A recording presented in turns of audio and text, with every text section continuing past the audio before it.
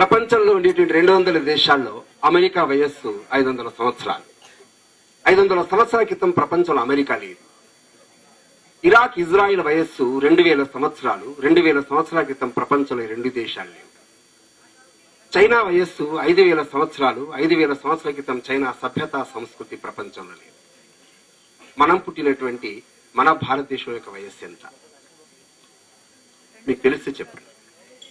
తెలిస్తే తెలుసు, తెలియకపోతే తెలియదు. తెలుసా? తెలియదు. నాకు కూడా తెలియదు. మీకు తెలిసిన ప్రపంచంలో ఏ చరిత్రకారుడి కులమానాలకి స్కేలుకు అందంతల కాలం నా భారతదేశం యొక్క కాలం. అందుకే ప్రపంచంలో ఒక జర్మనీ తత్వవేత్త ఉన్నాడు, అతని పేరు ఆర్నాల్డ్ టాయన్బీ అని అంటాడు, నేను ప్రపంచంలో 28 దేశాల చరిత్రను చదివి ఆశ్చర్యం అని చెప్తాడు. ప్రపంచంలో 28 దేశాలు లేవు ఈ రోజున. మనుషులు చచ్చిపోవడం మనం విన్నాం, కానీ దేశాలు చచ్చిపోవడం మనం ఎప్పుడు వినలే. కానీ దేశాలు లేవు ప్రపంచంలో. అరిస్టాటిల్ యొక్క శిష్యుడు అలెగ్జాండర్ తన దేశం నుంచి బయలుదేరి ప్రపంచాన్ని జయించి చివరికి తన దేశం రాకముందే చచ్చిపోయాడు.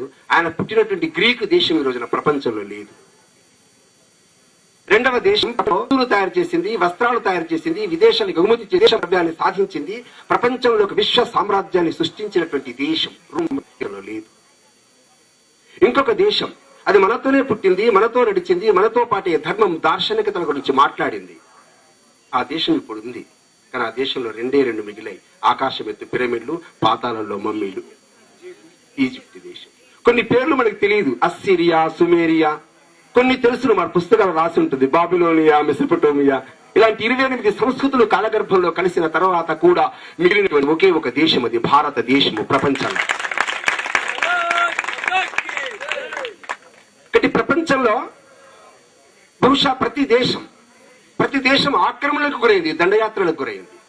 ప్రపంచంలో ఏ ఒక్క దేశం కూడా ఆక్రమణకు గురి కానటువంటి దేశం లేదు ప్రపంచంలో. ఈజిప్ట్ మీద కేవలం 1500 సంవత్సరాలు దాడులు చేశారు. ఈజిప్ట్ యొక్క సంస్కృతి ప్రపంచంలో నాశనమైంది. రోమ్ పైన కేవలం 7-8 సంవత్సరాలు దాడులు జరిగినాయి. రోమ్ యొక్క సంస్కృతి ప్రపంచంలో నాశనమైంది. మీకు తెలిసిన ప్రపంచంలో మన దేశం పైన ఎన్ని దండయాత్రలు జరిగాయి, ఎంతమంది దాడులు చేశారు.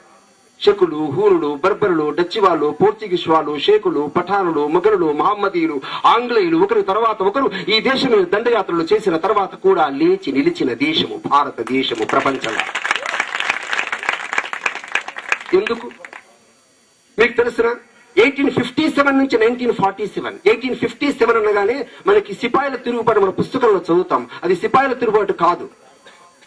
ఒక మంగళ పాండేతో పాటు దేశంలో ఉండేటువంటి వేలాది మంది ప్రజలు ఆ రోజున మీరట్ ని ఆక్రమించారు, ఢిల్లీని ఆక్రమించారు, భూపాల్ని ఆక్రమించారు, గ్వాలియర్ని ఆక్రమించారు, ఝాన్సీలో విప్లవాలు తీసుకొచ్చారు. ఆ విధంగా ఉత్తర భారతం అంతా 3 వ్యక్తులు, నానాసాహెబ్ పేష్వా, ఝాన్సీ లక్ష్మి, తాంతియా తోపే, అక్కడి నుంచి మొదలుకొని 1947 స్వతంత్రం వచ్చినటువంటి ఈ 90 సంవత్సరాల కాలంలో నా భారతదేశంలో దేశం కోసమే మరణించినటువంటి వాళ్ళ సంఖ్య ఎంత?